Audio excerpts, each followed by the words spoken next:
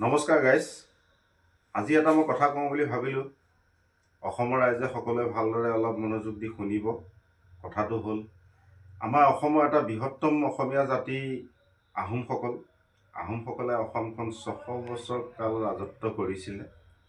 সেয়ে এটা বৃহৎ এটা পবিত্ৰ জাতি অসমৰ কাৰণে যি বীৰ লাচিতে নৈয়াগাৰে বিচনাৰ পৰা উঠি গৈ মোগলৰ কাৰণে যুদ্ধ কৰিছিলে, সেই এটা বৃহৎ বীৰ জাতি।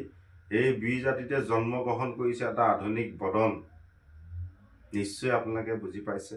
এই আধুনিক বদন হ'ল গৌৰৱউদ্দিন।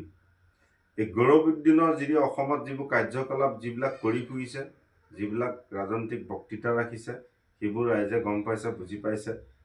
তেখেতে আজি তেখেতৰ উপদ্ৰৱ আৰু ৰকিবুল হুছেইনৰ উপদ্ৰৱত আজি সেই দলটো গৈ গৈ বাইজান দল হৈছেগৈ। এটা বাইজানৰ বাহিৰে যদি অসমখন এটা চিনি নাপায়। গতিকে আমাৰ এজন অসমীয়া যুৱক, সুদক্ষ এজন সুপ্ৰশাসক, ভাল শিক্ষিত যুৱক ভূপেন বৰা ছাৰ আজি এই দলত থাকিব নোৱাৰি ওলাই আহিবলগীয়া হৈছে। গতিকে আমি ভূপেন বৰা ছাৰক আমি ৱেলকাম জনাইছোঁ। মই এজন বিহপুৰীয়া সমষ্টিৰ ভোটাৰ। গতিকে ভূপেন বৰা ছাৰ যথেষ্ট দক্ষ এজন ভাল অসম বিধানসভাৰ শ্ৰেষ্ঠ বিধায়ক আছিলে। তেখেতক আমি ৱেলকাম জনাইছোঁ। গতিকে তেখেতে আমাৰ দললৈ আহিলে আমি শান্তি পাম, সন্তোষ পাম। গতিকে তেখেতক আমি ধন্যবাদ জনাইছোঁ। তেখেতৰ স্বাভিমান অসমীয়া হিচাপে তেখেতে আজি যি নিদৰ্শন দাঙি ধৰিলে, আমি তেখেতক অশেষ ধন্যবাদ দিছোঁ। দলটোত অসমীয়া মানুহৰ কোনো স্থান নাই, হিন্দু মানুহৰ কোনো স্থান নাই।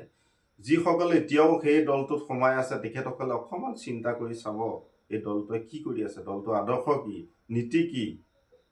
কোনো নীতি, কোনো আদৰ্শ নাই এই দলত। এটাই আদৰ্শ, বাইজানক সন্তুষ্ট কৰা। ধন্যবাদ।